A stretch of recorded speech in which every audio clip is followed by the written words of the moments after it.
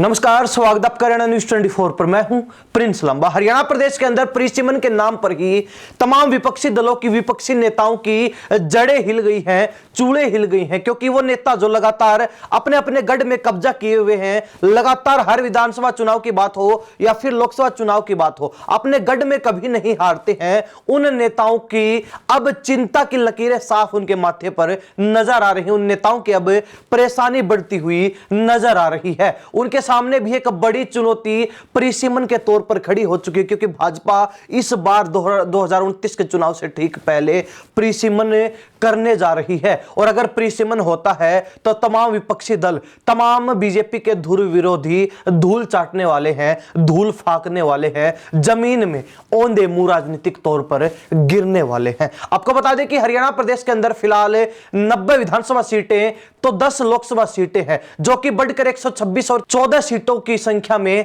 आने वाली है। यानी कि हरियाणा प्रदेश राजनीतिक तौर पर तो एक बड़ा प्रदेश, ताकतवर प्रदेश बनने वाला है। तो साथ ही बीजेपी इस परिसीमन को अपने राजनीतिक फायदे के लिए भी इस्तेमाल करने वाली है। सीधे तौर पर देखा जाए तो 2029 के चुनाव से ठीक पहले भाजपा के द्वारा परिसीमन करना यह दर्शाता है कि बीजेपी चौथी बार भी अपनी सरकार हरियाणा प्रदेश में बनाने के लिए हर मुमकिन प्रयास में जुटी है, हर तरीके से कोशिश करती हुई नजर आ रही है और चौथी बार अपनी सरकार सुनिश्चित करने के प्लान को लेकर आगे बढ़ रही है। अब बात की जाए परिसीमन की, तो भाजपा के नेताओं की तरफ से भी अब यह संकेत मिलने शुरू हो चुके हैं कि 2029 के चुनाव से ठीक पहले परिसीमन निश्चित तौर पर होगा। और इसको लेकर बीजेपी ने ग्राउंड लेवल पर वर्क भी शुरू कर दिया है। बीजेपी गांव-गांव से रिपोर्ट तैयार करवा रही है। उन गांव को भी सूची में शामिल किया गया है जहां पर भाजपा आज तक एक भी चुनाव नहीं जीत पाई है। और इस रिपोर्ट के अंदर वो गांव भी शामिल हैं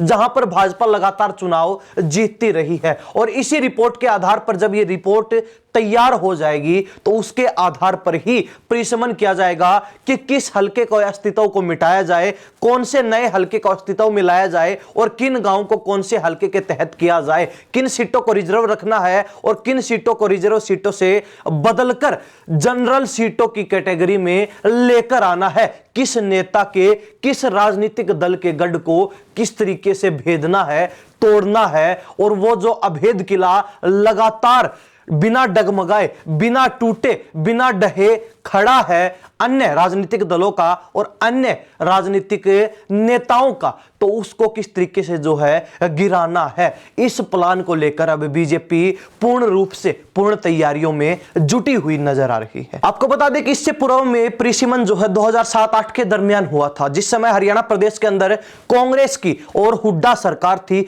हुड्डा सरकार के अंदर जो परिसीमन हुआ उसमें कई सीटों को तोड़कर जो है कई नई सीटों को अस्तित्व में लाया गया था। उस समय विशेष तौर पर अगर देखा जाए तो हिसार, सिरसा और अहिरवाल क्षेत्र के अंदर विशेष तौर पर फेरबदल किया गया था, बड़े स्तर पर बदलाव किया गया था और कई सीटें यहां पर जो है तोड़कर नई बनाई गई थी।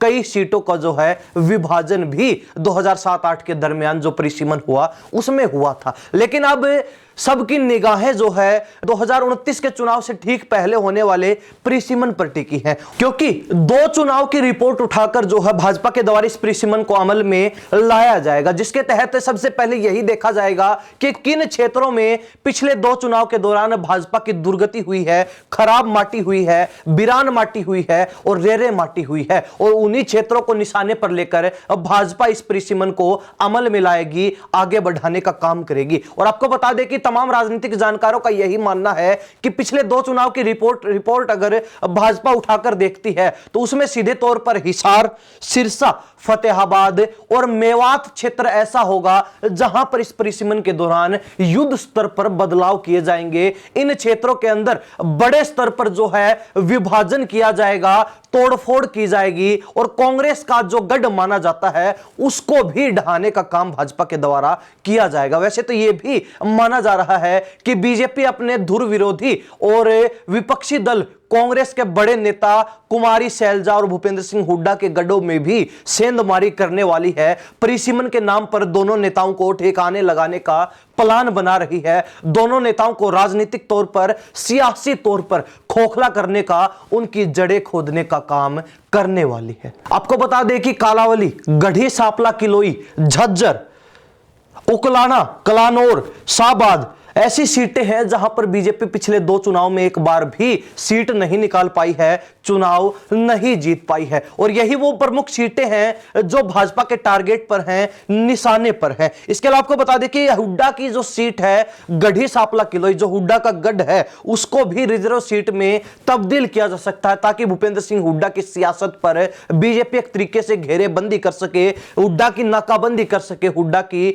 सियासत पर खतरे के बादल अब मंडराते हुए भी नजर आ रहे हैं। तो वहीं कलानौर जो रिजर्व सीट है उसको जनरल सीट के अंदर बदला जा सकता है। इसके अलावा जो एलनाबाद सीट जिसको इनेलो का गढ़ माना जाता है, चौटाला परिवार का गढ़ बोला जाता है, वहां पर भी दड़बा या फिर चोपटा में से कोई नई विधानसभा बनाई जा सकती है। और सिर्फ यही क्षेत्र नहीं बल्कि इसके अलावा भी कई ऐसी सीटें हैं जिनके अस्तित्व को मिटाया जा सकता है, या फिर अगर सीटों को घटाया नहीं जाता है तो जो सीटें पहले से अस्तित्व में हैं उनमें से तोड़फोड़ करके और भी कई नई सीटें अस्तित्व में लाई जा सकती हैं, और भी कई नई सीटें बनाई जा सकती हैं, जिनका जो विभाजन होगा, जो परिसीमन होगा, वो भाजपा अपने अनुसार करेगी। और अपने अनुसार जो रिपोर्ट तैयार की जाएगी जिसमें यह देखा जाएगा कि किस गांव में भाजपा लगातार चुनाव जीतती रही है और किस गांव में बीजेपी का जो दबदबा है वो हर चुनाव के अंदर कम रहा है, हार का सामना करना पड़ा है, और उसी अनुसार उन गांवों को डिवाइड कर दिया जाएगा, विभाजित कर दिया जाएगा।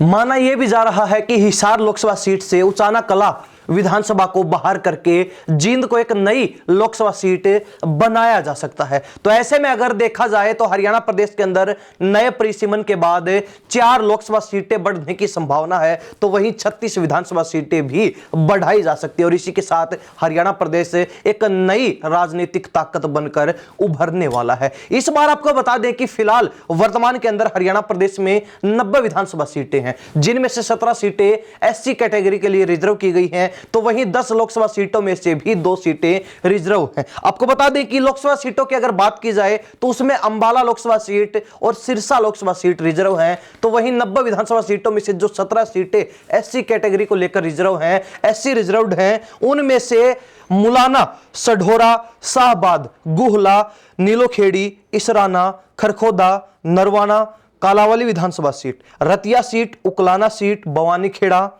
वहीं झज्जर, कलानौर, बावल, पटौदी और होडल, ये वो 17 सीटें हैं जो रिजर्व की गई हैं। और अब जो परिसीमन होगा उसमें माना जा रहा है कि जो नई सीटें अस्तित्व में लाई जाएंगी और जो फेरबदल किया जाएगा, जो विभाजन किया जाएगा, जो तोड़फोड़ की जाएगी, उसमें सीधे सीधे कांग्रेस को नुकसान पहुंचाने का काम किया जाएगा, कांग्रेस के गढ़ तोड़ने का काम किया जाएगा।